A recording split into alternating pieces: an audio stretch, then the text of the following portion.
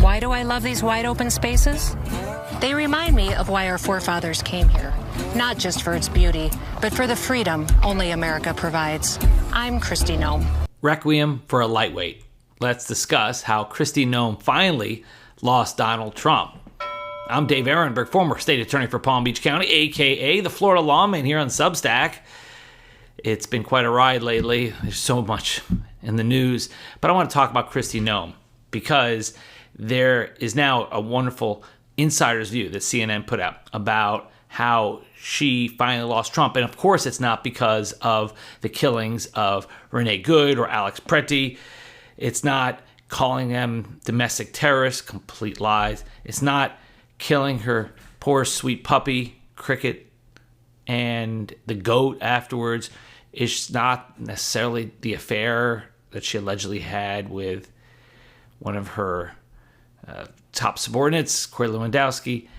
It is the fact that she sold out Trump to the committee where Senator Kennedy asked her if Trump was aware of the $220 million that she spent, aka wasted, on those beautiful ads that were all about herself, while our government is laying people off, while USAID is closing. She found $220 million of her budget to put out these flowering ads about herself and telling people to self-deport, and it was the opposite of draining the swamp. I mean, it's piling more mud into the swamp.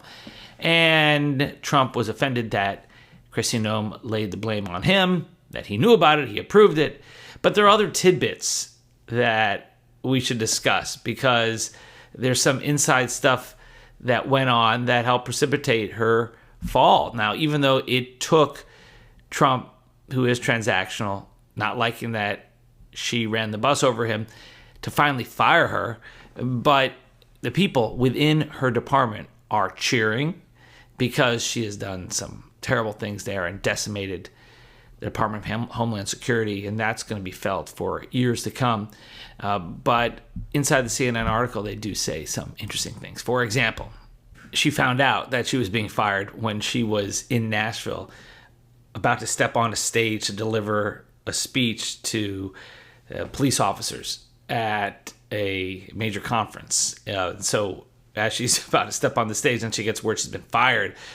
And she stayed where she was to regroup, and she was given this bogus title of Special Envoy for the Shield of the Americas. I like what Jared Moskowitz said. Well, congratulations on your new title.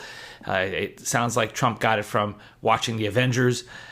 We still don't know exactly what this title is, but we've learned from Trump that when it comes to ousting people, he doesn't like to fire them entirely. He likes to give them less important jobs in his administration. And this is no different. But make no mistake, this was a firing. This was a public humiliation.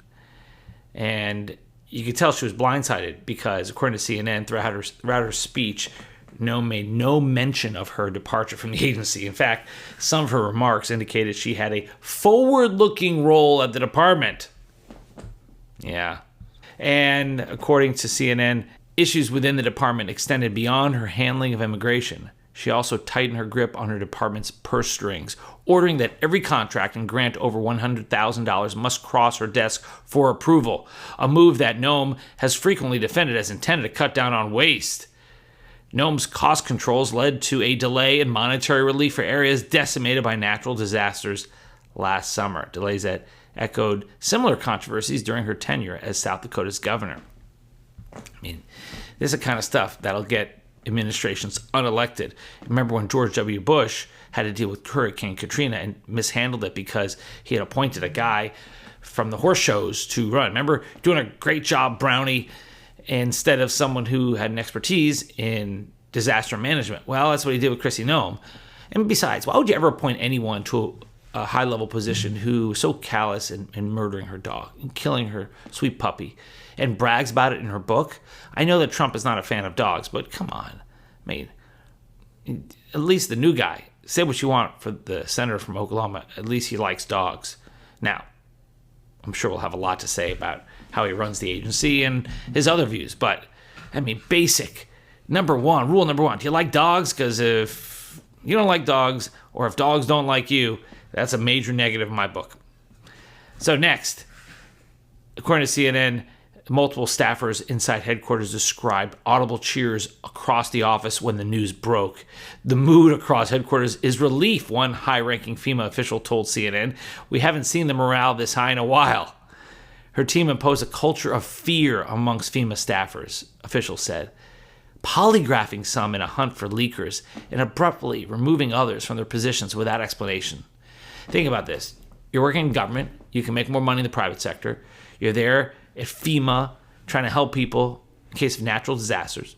Or you're at Homeland Security where you're just trying to help protect the homeland. And what do? You get paranoia to the extent that you're being forced to take polygraphs, lie detector tests, which aren't even admissible in court. And you're there because you're hunting for leakers. You're that desperate and paranoid. And meanwhile, while you're there cutting the budgets and requiring approvals of any large expenditures, you're out there at $220 million on this flowery ad. Shows you on a horse, and it must have just cost millions in production alone. And then who got the contract? Yeah.